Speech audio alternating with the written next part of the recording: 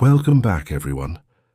Tonight's story is one of those that will make you think twice about ever staying in a cheap roadside motel again. It's a long, immersive, true horror story about a traveler who checked into a small desert motel only to discover that some rooms come with guests you can't see and rules you should never break. This is The Stranger in the Bathroom.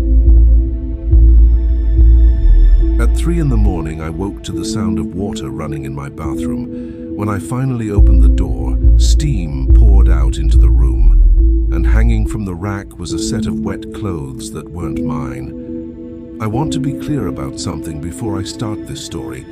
I am not a believer in ghosts. I never have been. I've spent too many nights in sketchy motels, too many hours on the road, and too many days traveling alone to let every bump in the night shake me.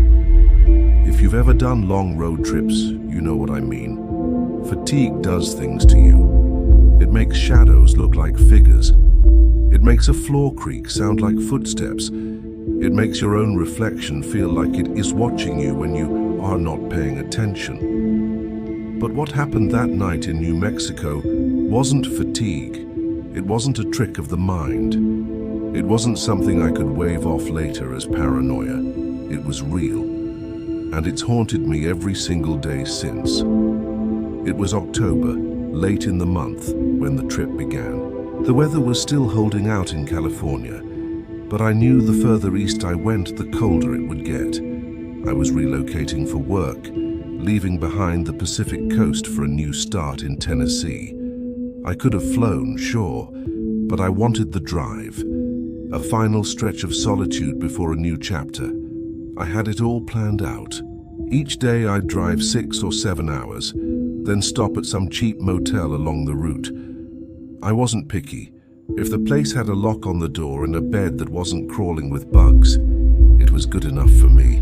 That third night, though, I pushed myself harder than I should have.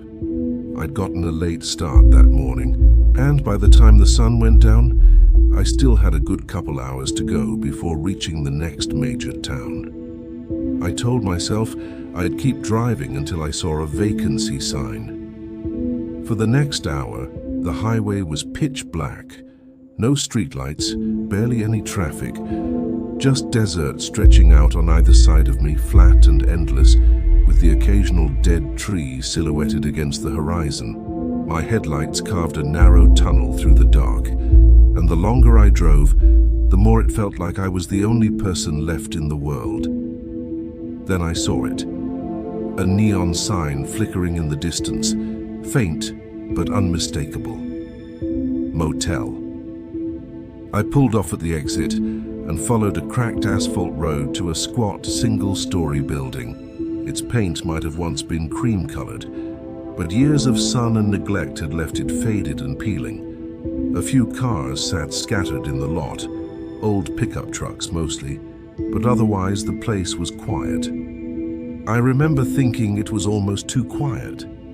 The office was lit by a single fluorescent bulb that buzzed faintly, casting a pale glow over the counter and the scuffed linoleum floor.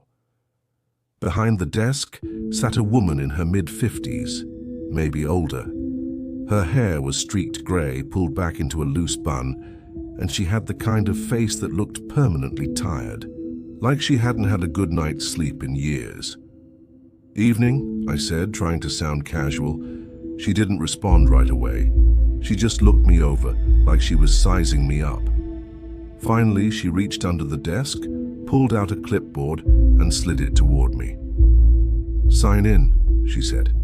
Her voice was flat, barely more than a whisper. The form was simple. Name, license plate, date.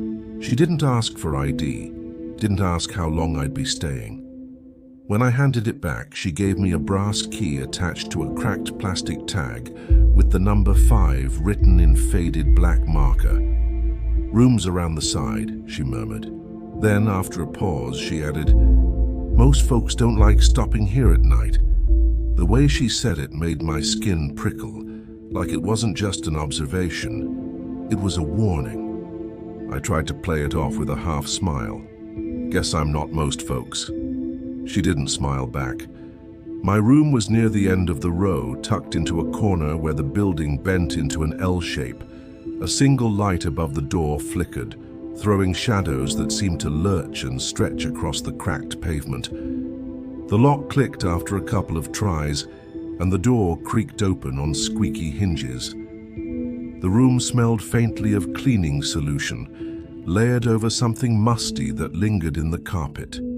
The furniture was worn but functional.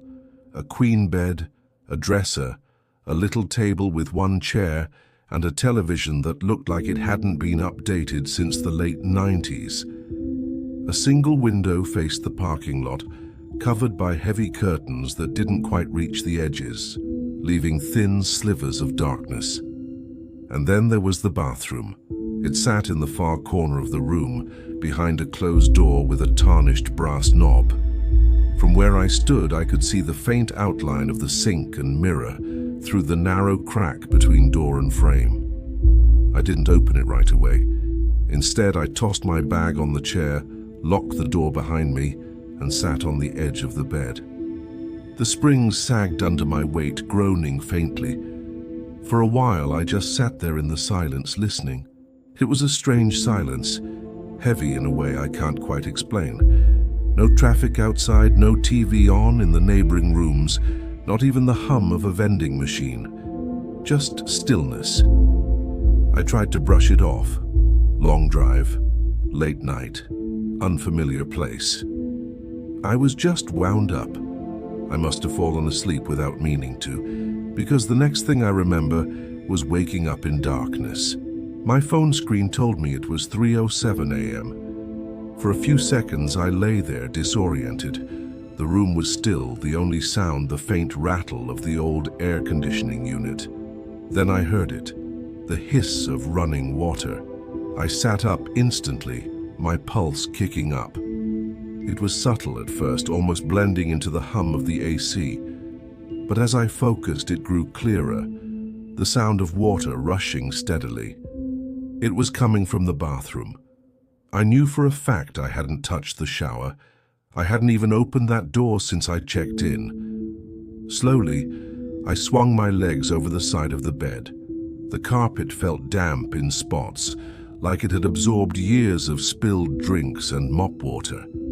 My bare feet made no sound as I crossed the room. The bathroom door loomed ahead, shut tight. From behind it came the steady hiss, the unmistakable rhythm of a shower running full blast. I hesitated, hand hovering over the knob.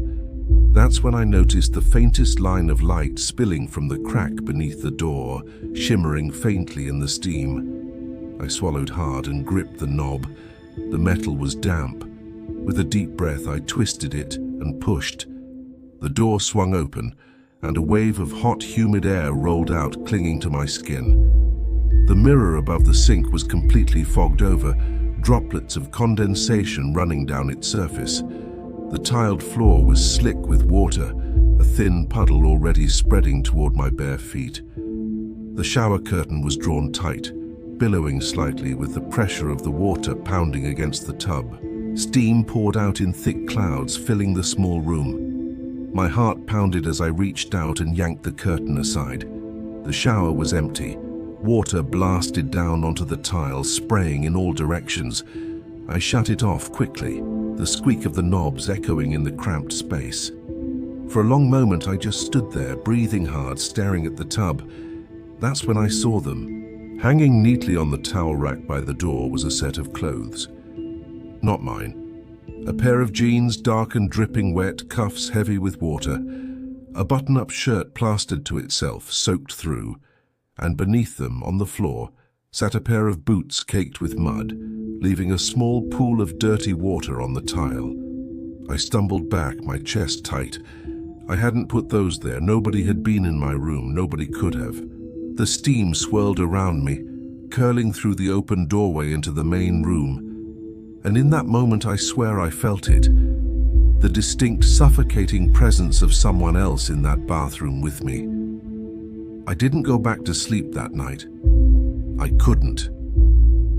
After shutting off the water, I stood in the middle of that steam-choked bathroom, staring at those clothes. Every instinct in my body screamed that something was horribly wrong, but my mind scrambled for explanations.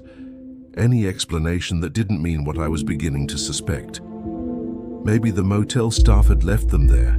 Maybe I'd walked into the wrong room somehow. Maybe I was so exhausted I hadn't noticed them earlier. But no, I knew better. I'd opened that bathroom door for the first time just moments ago, and those clothes hadn't been there before.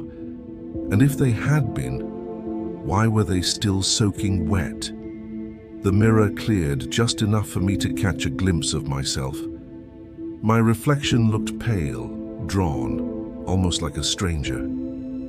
I turned away quickly, heart pounding, and stepped back into the main room. The air out there was cooler, but not by much. The steam had already started spreading, fogging the window, making the curtains cling to themselves with moisture. I shut the bathroom door and leaned against it, trying to slow my breathing.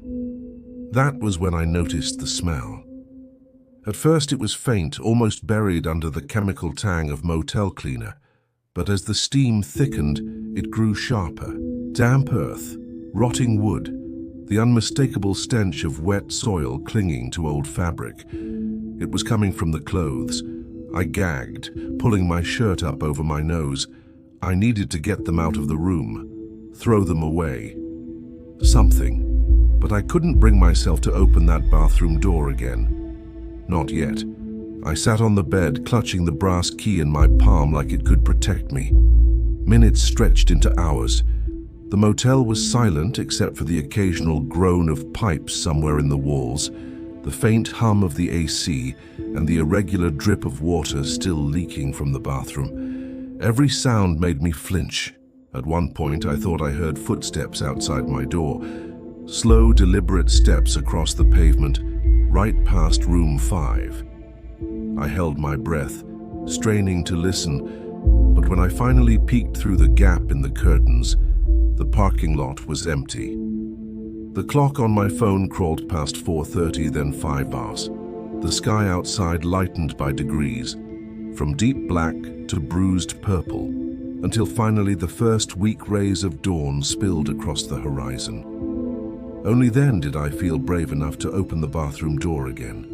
The steam had thinned, leaving the tiles cold and slick underfoot. The mirror was streaked with condensation, my reflection warped and hazy. The clothes were still there, still soaked, still dripping onto the floor. But something about them seemed different in the light. The shirt wasn't just wet, it was stained. Faint brown streaks across the fabric, darker patches near the cuffs. The jeans, too, had spots that looked almost black. I reached out with one finger, hesitated, then touched the edge of the denim. Cold, slimy, almost. I yanked my hand back immediately. I should have taken them straight to the front desk, demanded answers, but the thought of carrying those things across the lot in broad daylight made my skin crawl. So instead, I shut the bathroom door again and packed my bag in record time. By 6 a.m., I was out the door, key in hand, heading for the office. The same woman from the night before sat behind the desk, though now the fluorescent light seemed harsher, revealing deeper lines in her face. She barely looked up as I set the key down. "Checking out already?" she asked. "Yeah," I said. My voice cracked, so I cleared my throat and tried again. "Yeah, just one night." She nodded slowly, as if she'd expected that. I hesitated, then blurted, "Hey, I think someone left some clothes in my bathroom." That got her attention. Her eyes snapped up, sharp and unblinking. "Clothes?" "Yeah, jeans, a shirt, boots. They were soaking wet. I stopped, suddenly unsure of how much I should say. I just figured maybe housekeeping put them there by accident. Her expression didn't change, but something flickered in her eyes. Something I didn't like. "We don't have housekeeping overnight," she said flatly. "Right, but..." They weren't ours. The finality in her tone shut me up. For a moment, we just stared at each other. Then she reached slowly across the counter and turned the sign-in sheet toward her. Her finger tapped the line where I'd written my name. "You were in room 5. It wasn't a question. "Yeah," I said cautiously. Her mouth tightened into a thin line. She lowered her voice almost to a whisper. "You should keep driving today. Don't stop back here." I opened my mouth to ask what she meant, but she slid the clipboard away, stood up, and disappeared into a back room, leaving me alone in the humming glow of the office. By the time I pulled onto the highway, the sun was fully up, blazing gold across the desert. Under normal circumstances, the light would have been reassuring, burning away the unease of the night. But it didn't. If anything, it made me feel more exposed. Every mile marker I passed felt like a countdown. Every sign pointing east seemed to whisper, "Don't look back."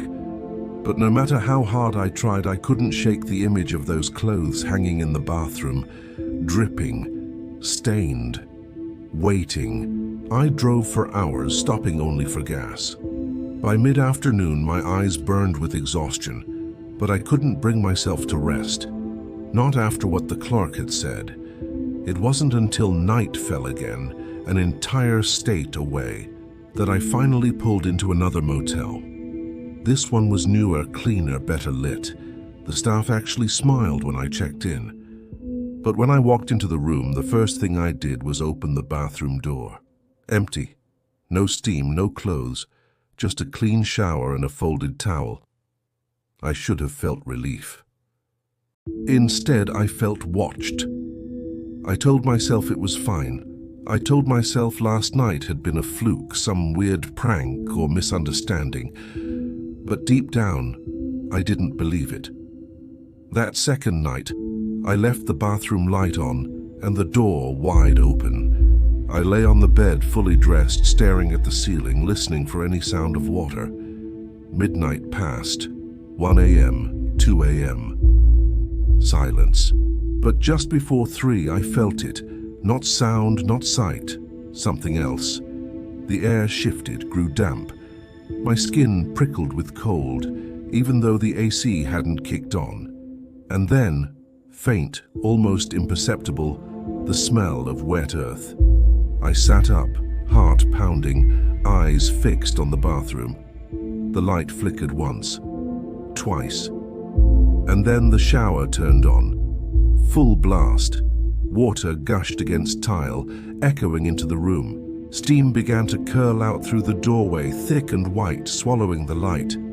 I couldn't move, couldn't breathe. And then I saw them, hanging from the towel rack once again, dripping steadily onto the floor. The same clothes, the same jeans, the same shirt, the same boots caked in mud. The sound of the shower filled the entire room. A deafening rush of water, steady and relentless, echoing off tile I couldn't see through the thickening fog. I sat frozen on the edge of the bed, staring at the open bathroom door as steam poured out in waves. My skin dampened almost instantly, sticky with condensation.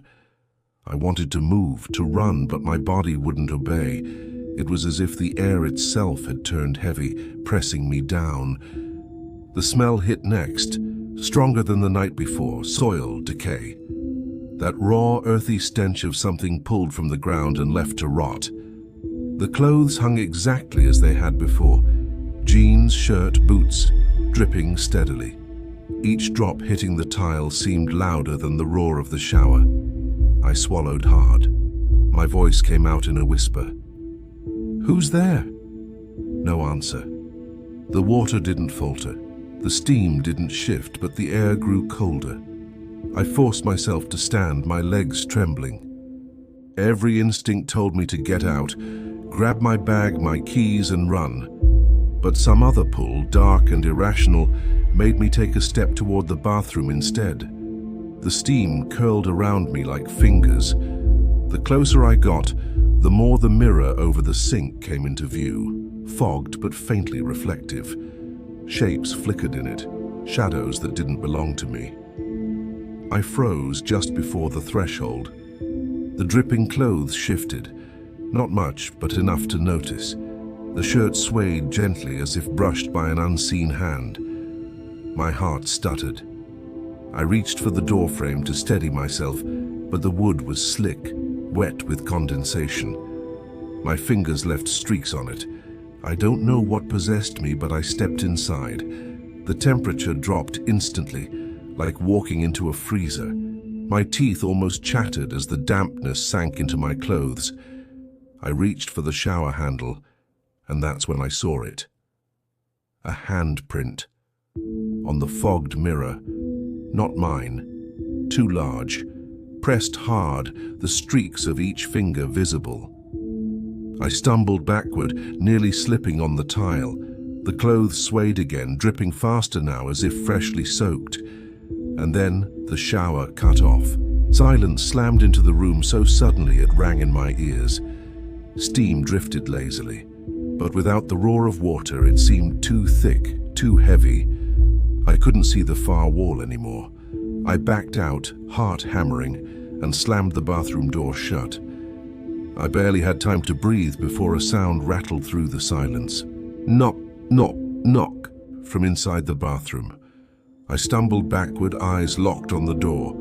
The knocks were steady, deliberate, coming from the other side. Not frantic, not random, almost patient. Then, after a pause, 2 knocks. Slow, methodical. I couldn't take it anymore. I grabbed my bag, snatched my keys off the table, and bolted for the door. The hallway outside was empty, silent. The thin carpet muffled my footsteps as I ran down the corridor toward the front desk, heart pounding in my throat. But when I rounded the corner, the lobby was dark. The desk empty. No clerk, no staff. Just a faint hum from the vending machine in the corner. I hit the desk bell frantically. The sharp ding echoed in the emptiness. Nothing. I pounded on the counter, yelling, "Hello? Anyone here?" Silence. The only sound was the faint dripping of water. I turned slowly toward it. The floor by the vending machine was wet. A trail of droplets led away from it, across the lobby, toward the hallway I'd just come from, back toward my room. I don't know why I followed it. Curiosity, fear, some instinct that made no sense, but I found myself moving slowly, step by step, tracking the wet footprints. Yes, footprints now. Bare. Large. Leading straight back to room 12. My room. My throat went dry. The key in my pocket felt like it burned against my skin. The door was ajar. Steam leaked through the crack, curling into the hall. I wanted to turn and run out the front door, leave everything behind. But as I stood there staring, the door creaked wider on its own.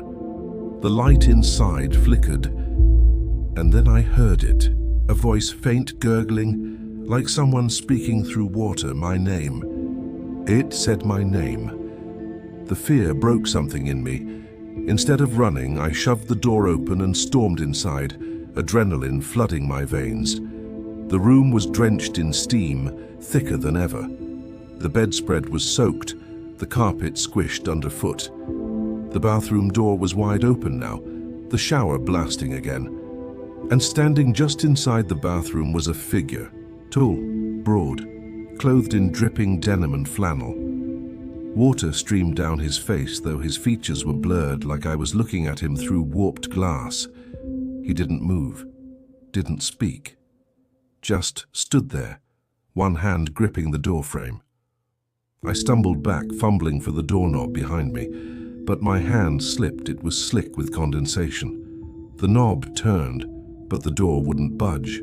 I looked back. The figure was closer, inside the room now. The smell hit me like a wave. Mud, rot, stagnant water. My stomach lurched. "Stay away," I shouted, but my voice cracked, weak and useless. The figure took another step, water pooling around his boots. The light flickered, buzzed, then dimmed to a sickly yellow glow. I pressed myself against the wall, nowhere left to go. And then, just as suddenly as it began, everything stopped. The shower cut off, the light steadied, the air cleared, and the figure was gone. Just me standing in a dripping, silent room. But on the bed, a set of clothes, soaking wet, stained dark, waiting. I didn't sleep. Not that night, not the next. Sleep became impossible after what I'd seen. Every time I closed my eyes, I saw him. The dripping figure in the doorway. The way the water pooled around his boots. The warped blur of a face I could never quite make out. And those clothes. The set on the bed was the same as always, jeans, flannel, boots. But this time, the shirt was torn across the chest, the fabric dark and stiff, as though it had been soaked in something thicker than water. I didn't touch them. Couldn't.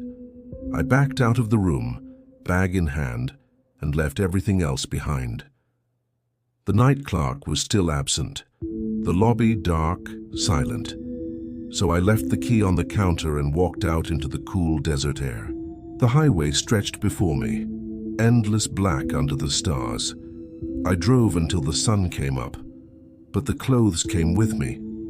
The next morning I pulled into a diner 3 towns over. My eyes burned from exhaustion.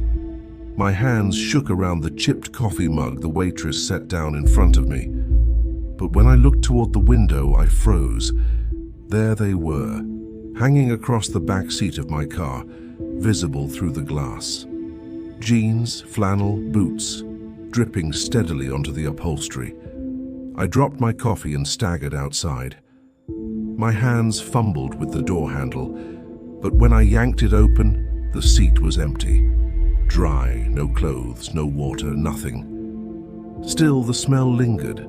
Damp earth. Rot.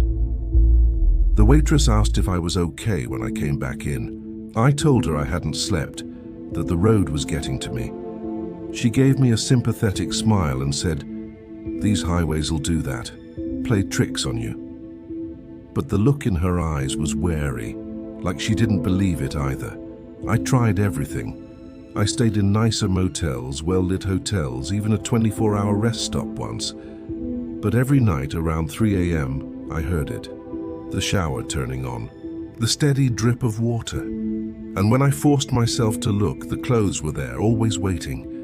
Sometimes in the bathroom, sometimes on the chair by the window, once even folded neatly at the foot of my bed like a gift. Each time they looked worse. Torn, stained, waterlogged to the point of falling apart, but always his size, always his shape, and always dripping. Desperation drove me to the library in a small desert town.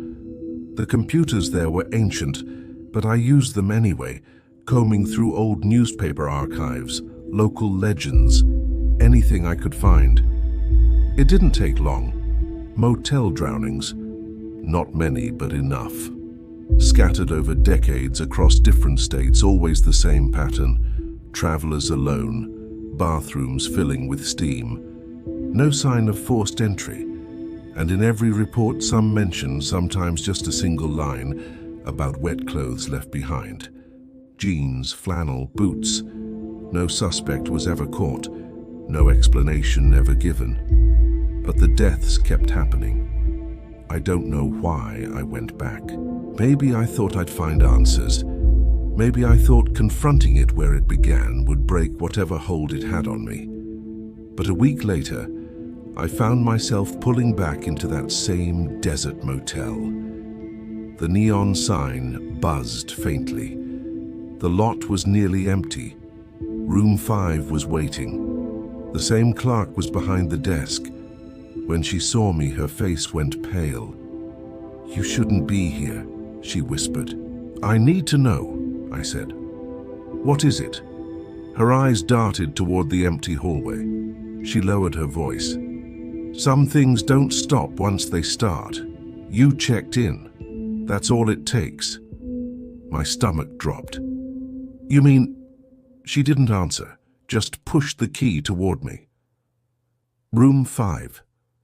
The room hadn't changed. Same faded carpet, same worn furniture, same bathroom door standing slightly ajar. I left my bag by the door and sat on the bed, waiting. Hours crawled by. Midnight. 1, 2. The silence stretched so thin it felt like it would snap. Then at 2:57 a.m. it began. The hiss of water, the rush of the shower, filling the silence with its roar. Steam poured through the crack in the bathroom door. The smell hit. Soil, rot, stagnant water, stronger than ever. I stood, legs trembling, and pushed the door open. The bathroom was a fogged tomb. The mirror was slick with condensation, handprints smeared across it, too many to count. And there he was, standing in the shower. Not clothes this time. Not a figure half seen through haze.